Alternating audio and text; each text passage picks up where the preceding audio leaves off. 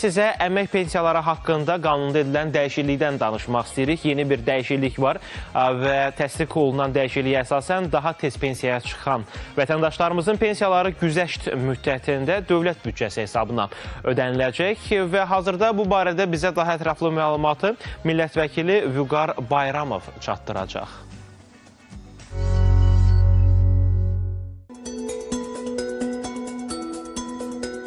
Çoxuşaqlı ailələrdə analar əgər bu hüquqdan istifadə edirsə 64 deyil 59 yaşında pensiya çıxırlar. Atalar istifadə etdiyi halda isə atalar 60 yaşında əmək pensiyası almaq hüququ qazanırlar.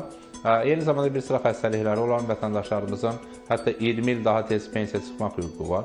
Bu kontekstdən həmin vətəndaşlarımızın güzəşt müddətində pensiya məbləğləri dövlət büdcəsindən birbaşa ödəniləcək.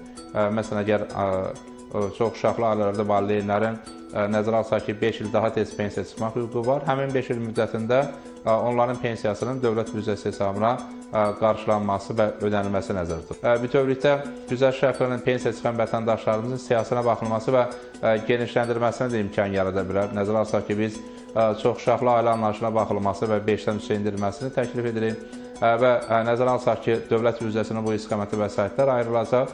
Bu kontekstdən daha çox vətəndaşımızın güzəştli şərtlərlə, yəni daha tez pensiya çıxmaq imkanları mümkün ola bilər.